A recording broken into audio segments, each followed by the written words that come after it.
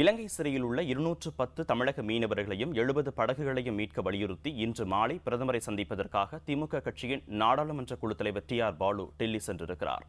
பிரதமரை சந்திக்க மீனவ பிரதிநிதிகளும் டெல்லி சென்றிருக்கின்றனர். இன்று மாலை பிரதமர் அவர்களையும் நாளைக்குள் வெளியுறவுத்துறை அமைச்சர்களை சந்தித்து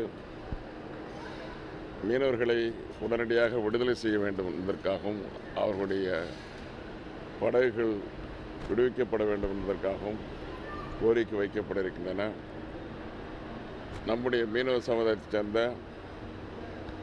ராமநாதபுரம், தஞ்சை, புதுக்கோட்டை, நாகப்பட்டினம், காரைக்காலைச் சேர்ந்த மீனவர்கள் நேற்றும் இன்றும் டெல்லிக்கு விரைந்து கொண்டிருக்கிறார்கள். இன்று மாலையில் பிரதமர் அவர்களை சந்திப்போம்.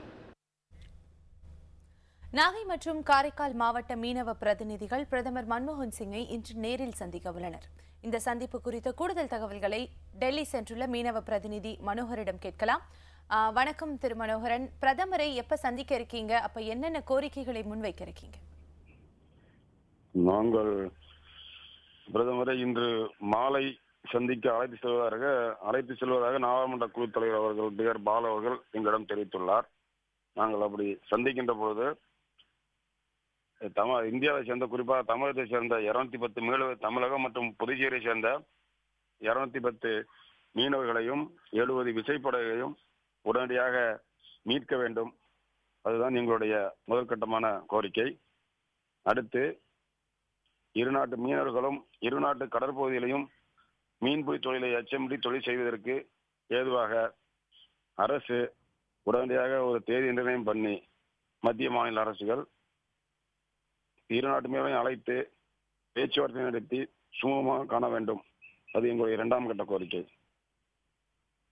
மனோகர், 2 அரசின் மீனவ பிரதிநிதிகளும் எந்த விதமான பிரச்சனையும் இல்லாமல் மீன் பிடிப்பதற்கு நீங்கள் சொல்லும் யோசனைகள் என்னென்ன? 2 நாட்டு மீனவர்களும் பிரச்சனை இல்லாமல் கடலில் மீன் பிடிப்பதற்கு வருடத்தில் இருக்கக்கூடிய 12 மாதங்களில் தமிழகத்தை சேர்ந்த, இந்தியாவை சேர்ந்த மீனவர்களுக்கு ஒரு 5 மாதமும், இலங்கையை சேர்ந்த மீனவர்கள் ஒரு 7 மாதம் என்ற கணக்கிலே சுழற்சி முறையிலே மீன்பிடி தொழிலை மேற்கொண்டால், அது பேச்சுவார்த்தை மூலமாக சுமூகம் காணப்பட்டால் இருநாட்டு மீனவர்களும் பிரச்சனை இல்லாமல் தொழில் பண்ணுவதற்கு ஏதுவாக இருக்கும். மனோகரன், இப்போ பிரதமரை தவிர வேற யாரையும் சந்திக்கிற திட்டம் இருக்கா? பிரதமருக்கு அடுத்து வெளியுறவுத்துறை அமைச்சரை சந்திப்பதற்கு அழைத்து செல்வதாக மதிப்புக்குரிய டி.ஆர். பாலு அவர்கள் சொல்லியிருக்கிறார். உங்களுடைய தகவலுக்கு நன்றி மனோகர்.